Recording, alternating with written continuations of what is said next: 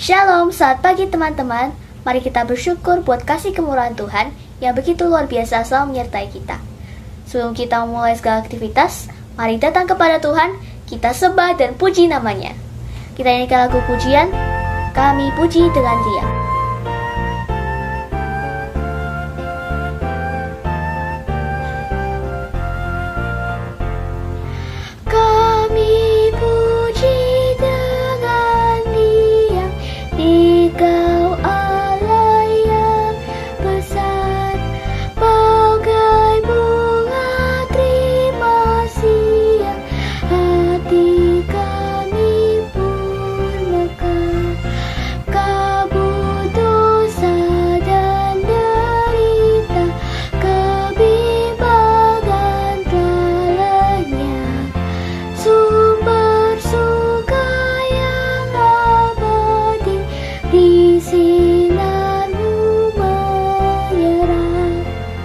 Mari kita bersatu di dalam doa. Tuhan Yesus, terima kasih atas anugerah yang Kau berikan pada hari ini. Sebentar lagi kami akan mendengarkan firman Tuhan. Kiranya Engkau memberikan kami pendengaran yang baik, agar kami dapat mendengar firman Tuhan dengan baik, ya Tuhan. Ya Tuhan, berkati orang tua kami, guru-guru kami, dan teman-teman kami semua, ya Tuhan. Dalam nama Tuhan Yesus, kami doa dan mengucap syukur. Amin. Teman-teman, mari kita ucapkan ayat hafalan pada minggu ini yang terambil dari Yesaya 53 ayat 5a. Tetapi dia tertikam oleh karena pemberontakan kita, dia diremukkan oleh karena kejahatan kita.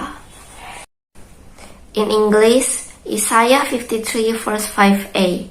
But he was pierced for our transgression, he was crushed for our iniquities.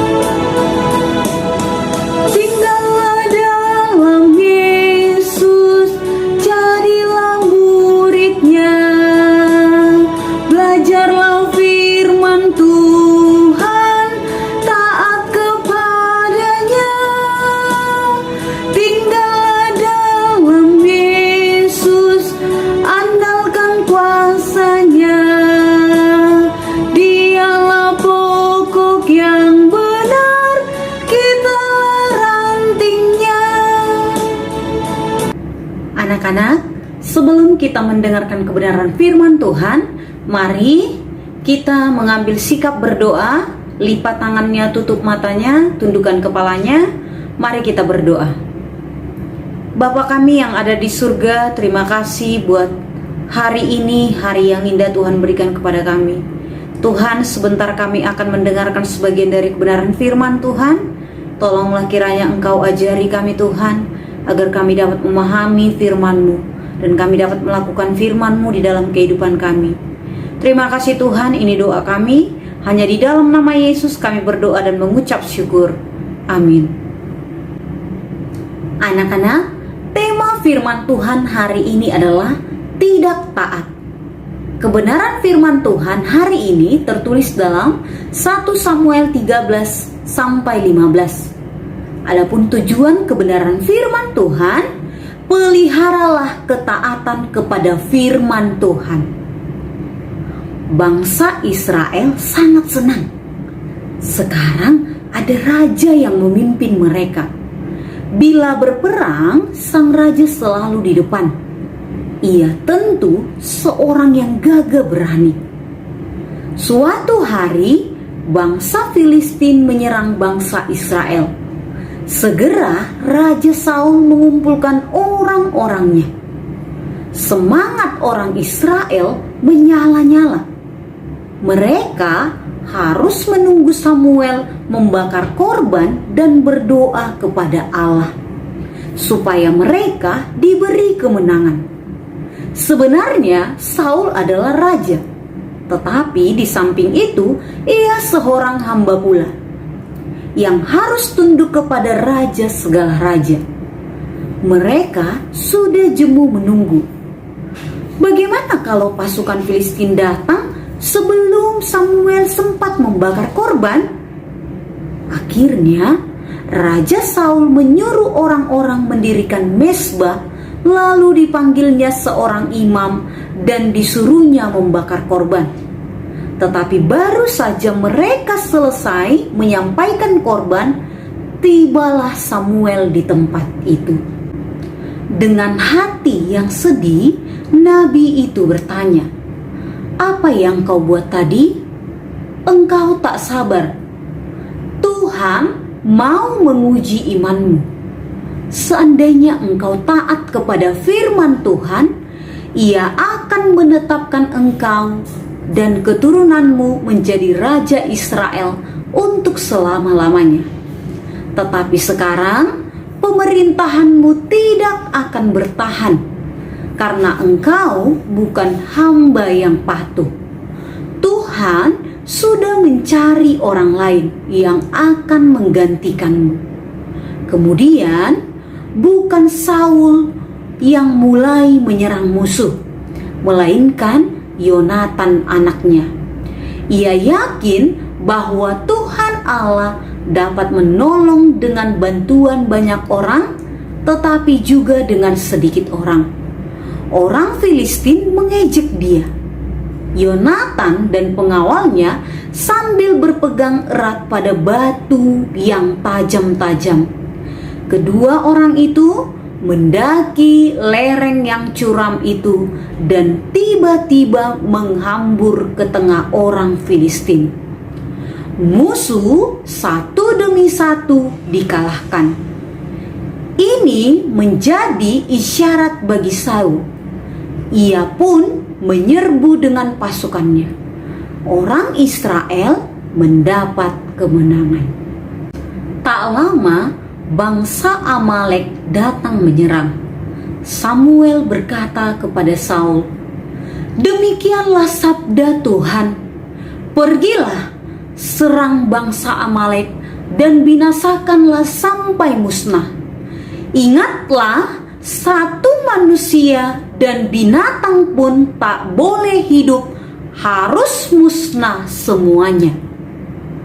Orang Amalek berjuang mati-matian, tetapi akhirnya mereka dikalahkan sama sekali. Saul bangga atas kemenangannya. Dilihatnya lembu-lembu yang gemuk dan sehat-sehat itu. Sayang kalau dibunuh, karena itu tak dimusnahkannya semuanya. Dilihatnya Raja Agag. Disuruhnya berjalan di depan dan dipertontonkan. Rakyatnya dapat melihat betapa ia berhasil untuk mengalahkan bangsa yang ganas dan kasar itu. Begitulah ia pulang dengan jarahan yang ditawannya.